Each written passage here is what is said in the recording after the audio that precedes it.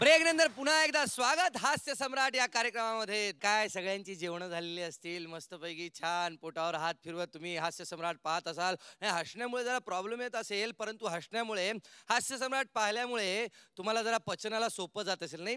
तर आमच्या हास्य सम्राटच्या या आमच्या मेनूमध्ये आता येत आहे कोल्हापूरचा तांबडा रस्सा, तिखट रस्सा, पांढरा रस्सा. हर्षवर्धन भोसले, तुला ऑल दी बेस्ट. थँक्यू जमके. थँक्यू. आता इकडं मुंबईला यायचं म्हटल्यावर घरातली जरा काळजी करणारच की एकटं निघालाय म्हटल्यावर. मग घरातले सगळे म्हटले नाहीत निघालायच ना लांब, मोबाईल घेऊन जा. मोबाईल म्हटल्याबरोबर कानाला हात गेला, म्हटलं मोबाईल सोडून बोला. कसं आहे, हातापेक्षा मोबाईल मोठा असून चालत नाही. हे आता मोबाईल, आता मला वाटतं इथं बसलेल्या सगळ्यांच्याकडे मोबाईल असतील. त्या मोबाईलवरनं विचार केला, म्हटलं जर रामायण आणि महाभारताच्या काळात जर मोबाईल असतात तर काय झालं असतं. आपण बघतो एखादे साधू महाराज तपश्चर्या करत बसलेले असतात, मग कोणतरी वच त्यांच्या आडवा जातो आणि तपश्चर्या भंग होती. मग ते रागारागाने शाप देतात. मग मोबाईल असतं तर काय झालं असतं. आता साधू महाराजांची एक तपश्चर्या भंग झाल्या आणि तो वच तिथं उभारला आणि साधू महाराज उभारल्यात. हातात पाणी घेतलं, ते वच तू माझी तपश्चर्या भंग केलीस, याची शिक्षा तुला मिळणार आहे. मी तुला श्राप देतो की या पुढे 4.5 वर्षे तुझा मोबाईलचा आउट गोईंग सेवा बंद होईल.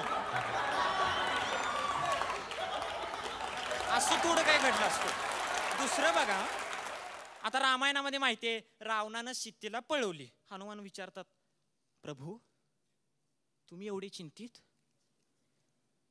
होय पवनपुत्रा, रावणाने सीतेला पळवून नेले रे. हनुमान म्हणतायत, तुम्ही त्यांच्या सेलवर फोन लावला का?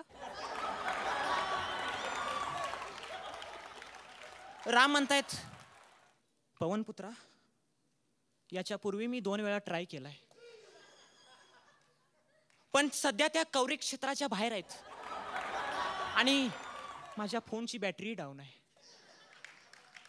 असं कर, तू तिथं जा आणि तिथून तुझ्या फोनवरून मला कॉल कर आणि तिथली खुशाली कळव. असं थोडंसं काही घडलं असतं. आमच्या इथल्या माणसाला सवय काय होती बघा, काय जरी बोललो कोण काहीतरी, ह्याला सवय तुमचं काय माझं काय सारखंच. काय जरा विषय निघाला, तुमचं काय माझं काय सारखंच. एकदा न्हाव्याच्या दुकानात गेलते, तिथं कटिंग वगैरे घ्यायला चालू होतं आणि तो आपला आता न्हावी आपलं ते विचार लागला हो कटिंग करताना, काय काय मग तब्येत कशी काय. काय तर तुमची तब्येत काय आमची तब्येत काय सारखीच. मग म्हटलं उसाचं काय केलं, आता काय पाण्यात गेलाय. मग तुम्ही काय केलं सा, काय तर तुमचा पाण्यात गेला काय नाही आमचा पाण्यात गेला काय सारखाच. नावी म्हणला मग लग्नाचं काय केलं सा, म्हटलं तुमचं झालं काय आमचं झालं काही सारखंच. असं काही स्त्रियांना सवय असती, काय म्हणतात की जरा काय फोन आला, काय म्हणतात की तिला दुसरा बी पोरगाच झाला, काय म्हणतात.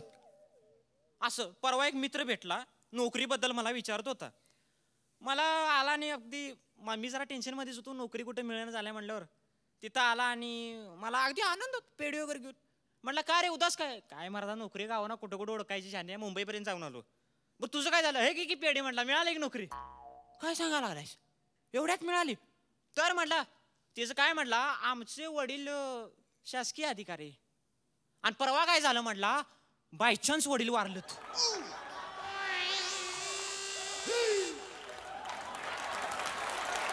बायचान्स वडील वारलेत आणि त्यांच्या जाग्यावर घेतलंय. बायचान्स वडील वारलत म्हटल्यावर मी डोसक्याला हातच लावला.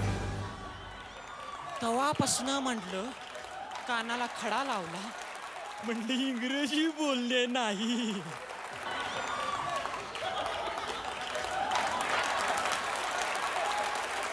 विजण्यापूर्वी जसा मोठा होऊन विजतोय की नाही, तसं शेवटचा पंच मात्र लय पाप होता.